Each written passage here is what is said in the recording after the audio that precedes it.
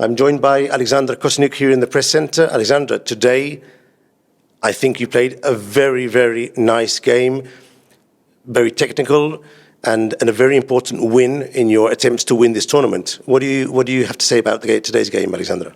Yes, today's game, I think my husband will be happy because every time, in the last 4 games when I came back to the room, he was always asking whether I have some nerve pills to calm him down, because with white and with black I played very strangely. Of course, your husband, Pavel Tregubov, also an elite grandmaster, probably suffering during the games while he's seeing you play.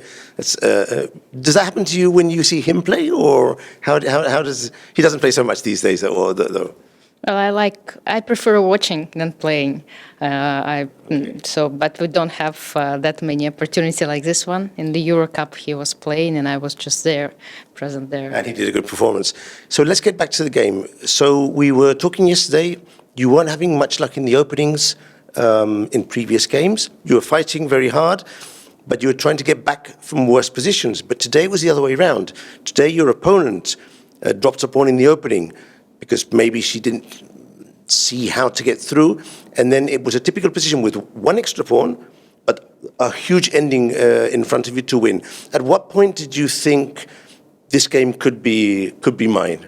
Yeah, in first time trouble, she definitely did something wrong. She gave me chances to improve on the king side, to create some threats on the king side. And even though, you never know in those opposite colored bishops, you're always afraid of some kind of fortresses. But I think time factor was a key factor in our game, because Anna spent almost an hour, even more, in the opening. And even though I think she played, she opted for a quite safe line. But on one hand, I was very happy, because I was, it's a very pleasant situation when you have an extra pawn and you can just, go and try to improve your position little by little with no risk at all. And because of the fact that she spent so much time in the opening, she was always suffering because of that.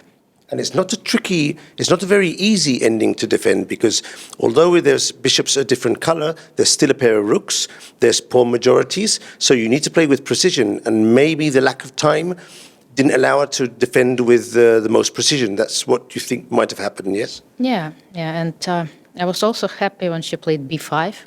I'm not sure if it was needed, actually. Maybe she could just play bishop c6 and keep the pawns on b7, a6, because the minute she played b5 and I played a5, I had the thought in my mind that, even opposite colored bishop endgames can be won, even 3 versus 2 on one flank. Well, the king will, the king will get to b7. There is no way to protect the pawn on a6 with the bishop if I play b4, and that's why I think when I went to this opposite colored bishop, this b4 was like the key move. I'm not sure.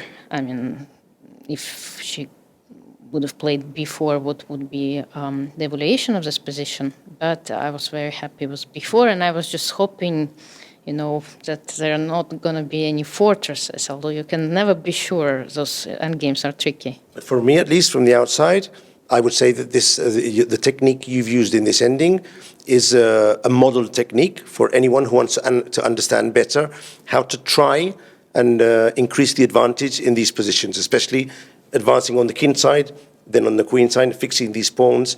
I think you played very well. So congratulations and good luck for the rest of the rounds. Thank you.